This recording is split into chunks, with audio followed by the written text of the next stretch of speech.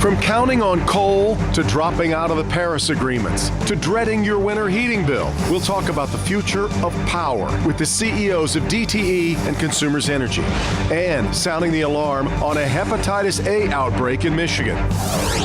Today is Sunday, December 17th, 2017, and this is Flashpoint. Hi, welcome to Flashpoint. Great to have you with us this morning. It was another big news week last week. Pretty amazing night on Tuesday of this past week to have the whole country riveted by a special election to fill a Senate seat in Alabama. How could it get so outsized? Well, because it showed up at a dramatic three-way intersection. The razor-thin party divide in the U.S. Senate, women speaking up about past sexual abuse, and the endorsement power of President Trump and his historically low approval rating. And the ebb and flow of the numbers made it for nail-biting viewing that night. In the end, it was a come-from-behind victory for Doug Jones, who astonishingly turns Jeff Sessions' vacated Senate seat blue in one of the nation's reddest states. And the buy-in from all over the country suggests the midterm election coming up 11 months hence should be a real doozy. That was a big loss for the president, but the next day he got a big win as the House and Senate reached agreement on the tax bill. We expect a vote coming up this next week before Christmas. This morning, another of the president's plans, the one to withdraw the United States from the Paris Accords on climate change. When word first came of the president's decision, I just happened to be with the leaders of Michigan's two biggest energy companies. It was fascinating to talk to both of them about that decision. They are both here this morning to talk about that and about the future of energy in our "is there a place for me to recharge my phone" world. Also today, yes, we occasionally cover a case of hepatitis on the news. Last few weeks, though, have been alarming. An outbreak of hepatitis A in Michigan that has health officials deeply concerned. We'll talk about that, too, all today on Flashpoint.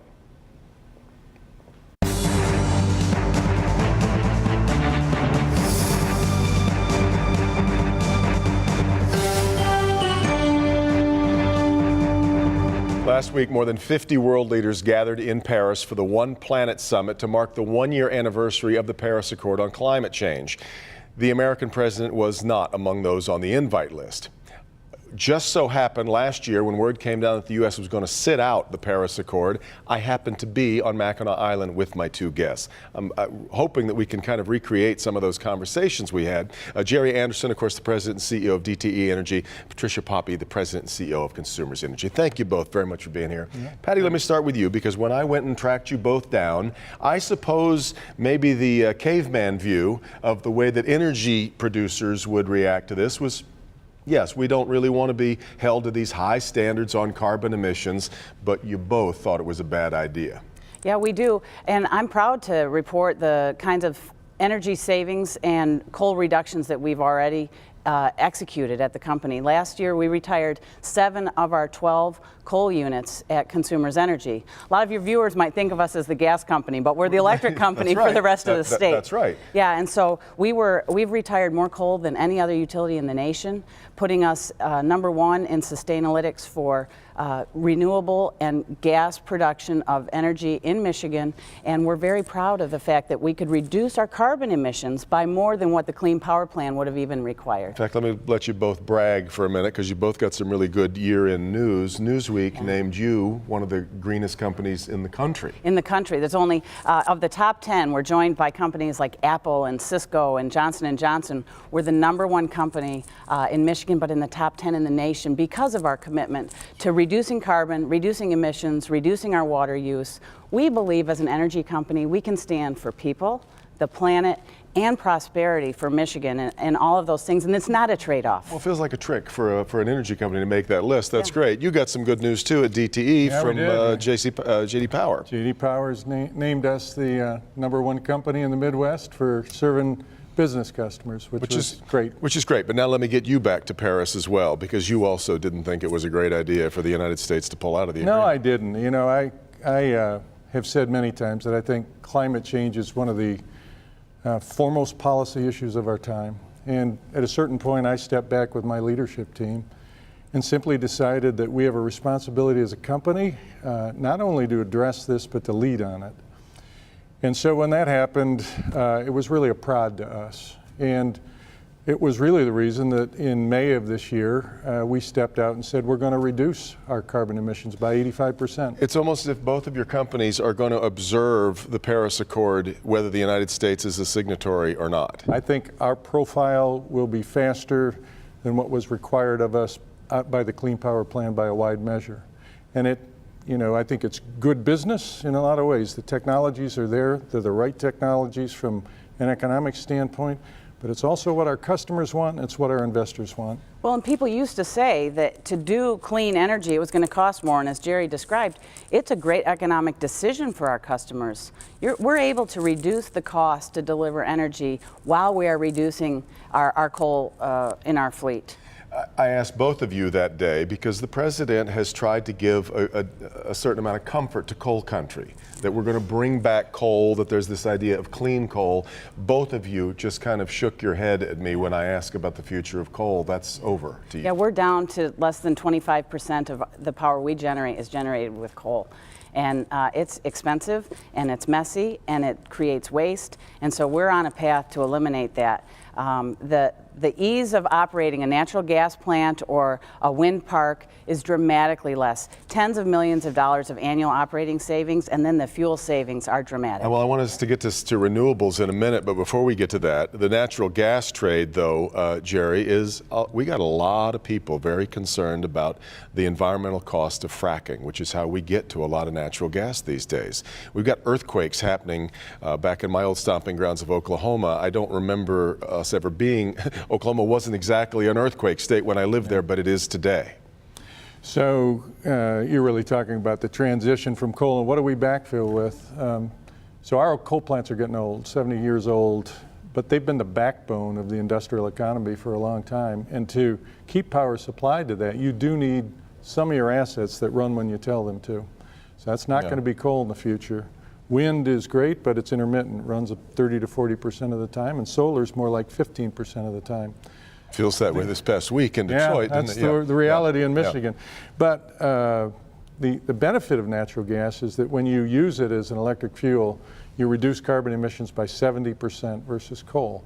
Now you have to extract that responsibly. So I'm all for the right regulations on producers to make sure that we use this American resource very, very smartly. But I will say this, we have been given through advances in renewable technology and advances in our ability to access domestic natural gas, the ability to make this transition affordably, and in the process, for the first time have a chance to have actually energy independence. But a lot of us have seen the video, Patty, of people setting fire to the water coming out of their spigots in Pennsylvania.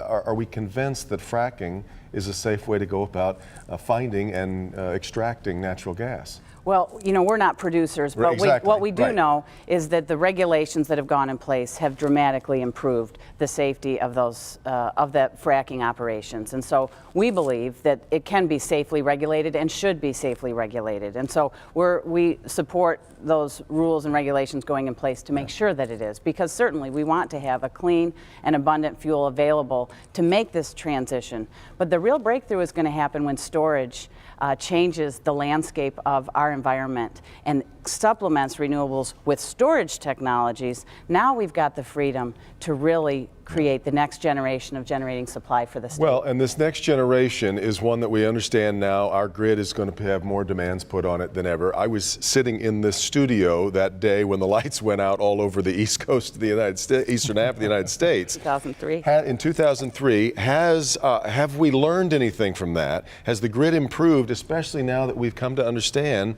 that electric is where we're going in the world of mobility? That single event produced intense focus on transmission reliability. That was really a transmission grid, so these high voltage towers that you see.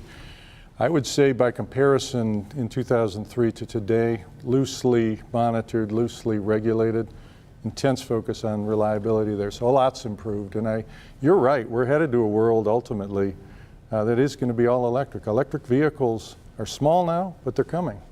Think about how many things you now plug in every day at your home to recharge, which is all coming back to you. So same question, are we prepared for this day when our entire worlds are now electrified rather than fueled some other way? You know, we are excited about the electrification and the role it plays in mobility.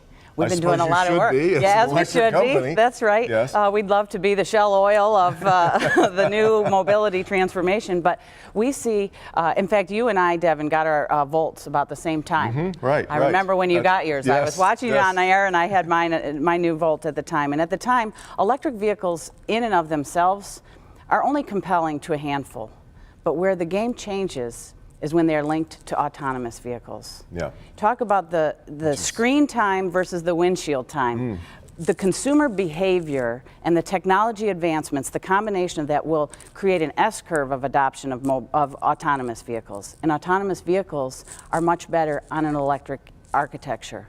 So we're not the dog in that scenario. We're like the tail on the dog. The autonomous transformation will be the big game changer. But we as an industry are going to be fundamental and critical to enabling that transformation to happen, and Michigan must lead. I agree with that, and it is coming much more quickly, I think, than we even thought, even as recently as a year or two ago. But Jerry, to a lot of people, this still feels like there's too much of a primitive nature of getting power into their house, and people are, as you both know better than I, so frustrated at losing power in a storm that doesn't necessarily feel like we've improved the model. We still have lines that are strung up above our homes that are very vulnerable to whatever's happening outside. Yeah. Well, I would agree with Patty that when the electric vehicle adoption comes, we will be ready to serve it. Now, you're asking a question about reliability, and I think implied in there is what are the causes? So if you take our company, 2/3 to 70% of the cause of outages is trees. And it's either a tree falling on or a branch falling on, often outside of our right-of-way. So one of the things that we're investing heavily in this coming year, $120 million. Is beavers and woodpeckers. Is a lot of, we could hire them, we'd do it. No, it's a lot of work around trees. But the other real fact is that the infrastructure that's the backbone of our grid, like our power plants, is aging. So it was built in the 50s, 60s, 70s, and it's just old. So we've got an awful lot of investment going into building what's now termed the smart grid, and it really is a different grid that we'll be investing in. It's exciting technologies available to us to rebuild our grids. Do we remain, though, with lines in the air? I mean, wouldn't it be easier? Obviously, it sounds a lot better if we bury everything. Sure does. If it just wasn't so expensive, and if the life of those same lines wasn't diminished dramatically for being underground. But I think it's a combination of technology, as Jerry described. There's great new advancements that will make the grid more resilient, that we can do smart switching and rerouting of power to minimize customer effect, but also just great lean operating practices. You know, Michigan is the home of the implementation of lean practices to transform our automotive industry. The same applies to the utility industry. There are ways to reduce costs for customers while we're improving their service. And so we are proud to report that we've had the best reliability on record this year in spite of those major storms because of some technology advancements, but more importantly, a really good operating system that has upping our game in the quality of service that we're providing to customers. You're both talking about a decrease in cost of a lot of things and an increase in the efficiency of a lot of things. So as a customer, shouldn't I be able to expect then for my power bill to go down? You know, our gas bills have been declining because of natural gas costs, and power bills for our customers have been flat to down as well. And that's been despite the fact that we've been investing billions in new power plants and new grid infrastructure. So yes, the operating cost reductions and improvements in renewable technology and natural gas have offset the cost of some of these investments. And our real job as we rebuild the grid is to keep fighting to make that the case, that we use real discipline about the way we go about our work to keep those cost increases either flat or low. The two utilities in Michigan have an incredible reputation of some of the lowest cost per customer in the nation because of, I think it's a spillover from the automotive industry. We've got automotive talent who come to work for us. It's a way of thinking here in Michigan that we do more with less, and we've been able to deploy that great engineering capability and that fundamental scrappiness of the great Michigander to make our utilities two of the most efficient utilities in the nation. I've got a few seconds left, but I want to let you both weigh in then on where we are today on nuclear power. And is that a part of the future picture, or have we... So it's 20% of the carbon-free emissions in the country. And in that sense, it's a very important part of the current picture.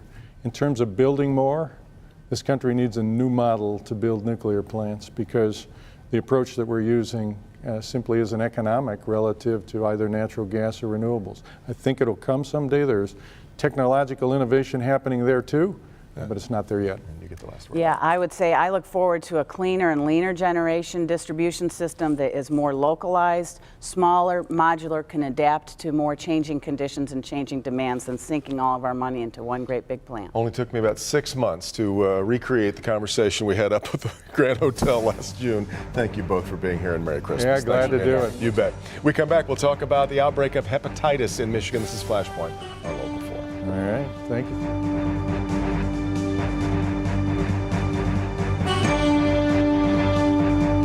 Welcome back. An alarming number of hepatitis A cases are popping up all over Metro Detroit, almost 600 in the last year to year and a half, one of the largest outbreaks in the U.S. Joining me to talk about it, Dr. Jonee Caldoun. Good to have her here, the director of the Detroit Health Department, and a very familiar face to Local 4 viewers, our own medical doctor here, our local reporter, and an ER doctor at Henry Ford, Frank McGeorge. Thank you both very much for being here. Dr. Caldoun, let me start with you. It seems to me that the most troubling part of this is that as many cases as that is, we don't really know where all this is coming from yet, right? That is correct. We don't really know if there's a common source of this infection. What we do know is that it seems to be concentrated in people who have struggles with substance use disorders, those who may be homeless, those who already may have liver diseases. So that is where the outbreak seems to be concentrated. So areas where it's a sanitation issue largely then, right?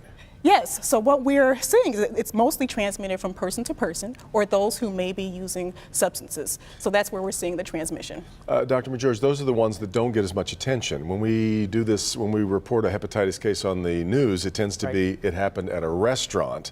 But both of these have the potential to then start walking around and spreading the disease. Well, absolutely. You know, anybody that's infected with hepatitis A has the potential to spread it. And, you know, we are more prudent when a healthcare worker or a restaurant worker, for example, who is in more contact that could spread the hepatitis A virus, we're more prudent about notifying the public about that. But in point of fact, there are hundreds of people in this outbreak where there were no notifications issued because they weren't in any kind of a public position to spread it more aggressively, let's say. Which is what makes it difficult here for both of you to try and track this back down, because people don't necessarily, there's such a span of time between your exposure and the time that maybe you start showing the actual disease.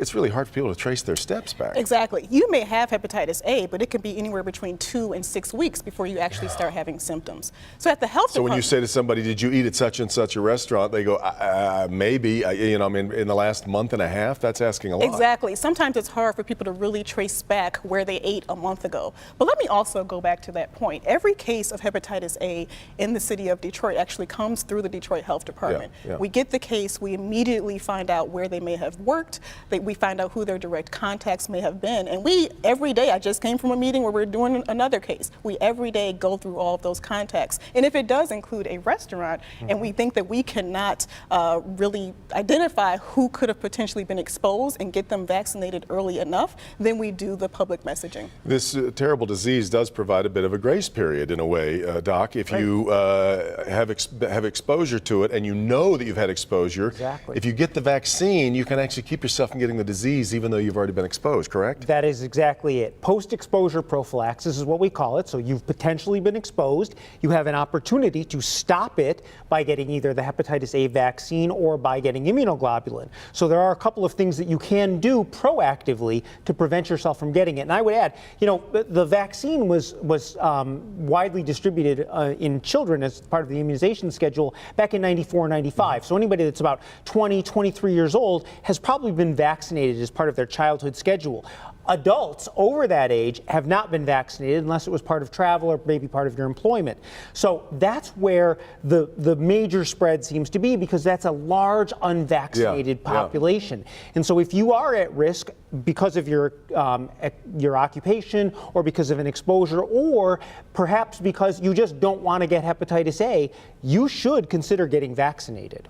And that's important. We've actually vaccinated over 2,600 people in the city of Detroit who fall into these high-risk categories, post-exposure prophylaxis. So we every day are getting out in front of it and vaccinating. But we're not saying that everybody should be thinking about a hepatitis shot, correct? There are certain individuals who are at higher risk. Yeah. Those who struggle with substance use disorders, those who are homeless, those who already have chronic liver diseases such as hepatitis C or hepatitis B.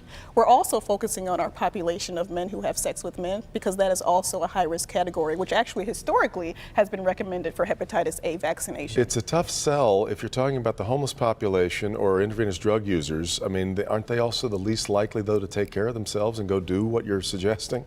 That has been our challenge. They are some of the most vulnerable people that we have in the city of Detroit. But we are actually working with our federally qualified health centers. We have a Ryan White program where we actually provide funding to clinics who serve people who have HIV. We actually are connecting with them, making sure that they are vaccinating their clients as well. Doc, for people who aren't in those high-risk groups, I'll leave it to you, though, to describe how this really gets transmitted around, say, an office where everybody's using the same keyboards, the same bathrooms. Well, you know, the buzzword, as early in the morning as this may be, is oral fecal. That is, it is spread primarily when contaminated waste products appear on a surface, you touch it, you ingest it, and now you are infected. And so that's why hygiene is so important. You need to wash your hands before you eat anything. You need to wash your hands after you touch a potentially contaminated surface, which is primarily going to be in a bathroom. And so just keep that in mind. Hepatitis A is something that in our area now, with the current outbreak, is a very real possibility, and the number one way to prevent spread is to maintain really exceptional hygiene. Doctor, I kind of skipped over something that I guess we should mention, which is how does this disease manifest itself? What happens when you get sick with hepatitis A? Exactly. Some people, especially children, if they get hepatitis A, they may not actually have any symptoms. Adults are more likely to have symptoms. If they do have symptoms, it can be nausea, vomiting, abdominal pain, yellowing of the skin. Those are the types of symptoms that we're actually working with our hospitals and emergency departments to make sure if people are coming into the emergency departments with those symptoms, they're actually screening and testing. We're also working with our hospitals to make sure they're actually vaccinating, so screening for those who are at highest risk, and we actually have some emergency departments that are now vaccinating people in the emergency departments against hepatitis A. You've seen this in the emergency room then? Oh yeah, I mean, there are people that come in periodically with a concern because they have been exposed either through a restaurant environment or you know, some other environment, and they will specifically ask, and you know, probably the better opportunity there might be to go to the health department or to go to their primary care physician, because often the emergency department isn't the best way to do that. As I mentioned, occasionally over the years we've mentioned a case of hepatitis on the air, and now we're at almost 600 cases, so something needs to be done. Thank you both for being here to talk about it. We'll wrap things up right after this on Flashpoint. A quick note, the health department is offering pop-up workshops for food handlers on dealing with hepatitis, avoiding it. For more information, contact the Detroit Health Department. Next week, we'll talk good news as we head toward Christmas. Meet the Press coming up next. Have a great week. See you next time on Flashpoint.